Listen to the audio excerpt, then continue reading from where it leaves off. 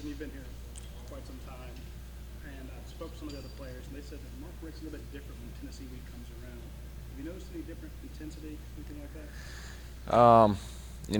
I've been here a pretty long time, so I can't really remember the past couple of years, but I would say definitely this week. I think that's just because we know how significant this game is in the race for the East.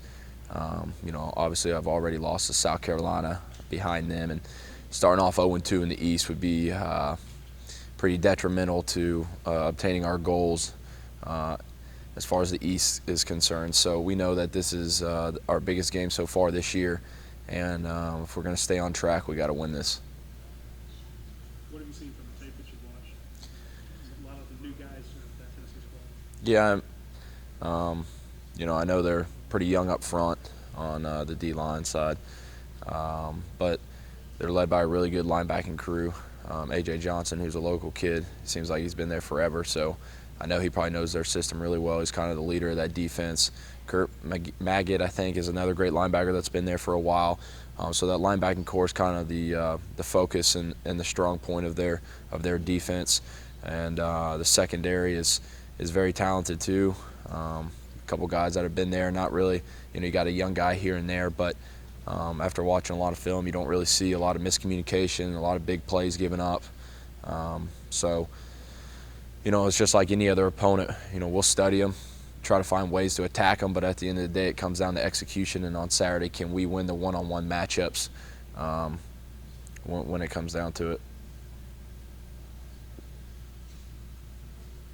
I guess you're happy to have them at home.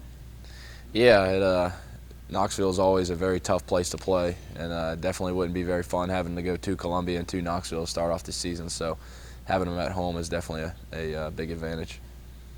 That early kickoff, does that bother you? Is it good, bad, indifferent? I think I was a little surprised, I would say. Tennessee-Georgia is a pretty big rivalry, has a lot of tradition. 12 o'clock game, you don't really expect that game to be at 12, but it is what it is, and we're not sitting around moping because we're playing at 12. I think it's still on ESPN, so it's pretty prime time. A lot of people watching, so we just got to win. What do you do to get up and going for a game like that in the morning? Well, I think it kind of helps us having a game last week at 12 o'clock. It was the first one. We kind of got used to a little earlier wake-up time. You're up by 7 a.m., and then the dog walk comes at like 10:15, so it's definitely an early morning.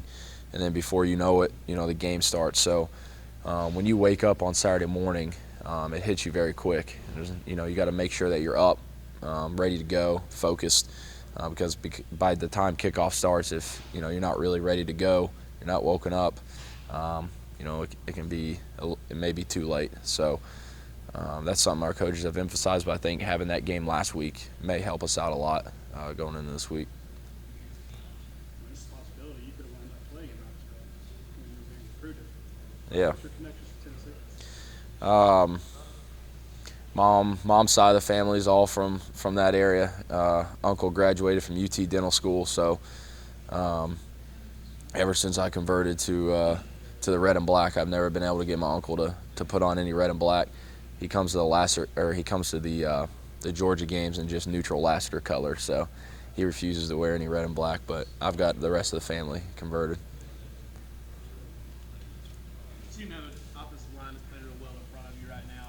Mm-hmm. Run blocking, you're not getting a ton of pressure in the pocket. Right. Talk about those guys and just kind of how they're working together. Yeah, they've been doing a really good job.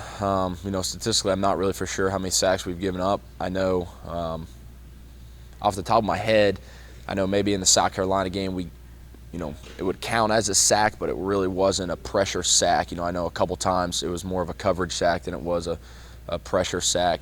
So I know they're doing a phenomenal job so far this year, and a lot of it has to do with their preparation. I think we've done a few different things this year as far as me and them meeting more with no coaches, so just players, and I think that gives them a little bit more preparation time. And we've had some success, so we're going to continue to do it. And I think it just ends up with how you prepare. And then a lot of it is really how your quarterback plays. They can play really good, but if your quarterback holds on to the ball forever, It can make a a pretty good O-line look bad. So it's a little bit of mixture of getting the ball out quick, knowing where you're going with the ball, and the O-line blocking who they have to block too.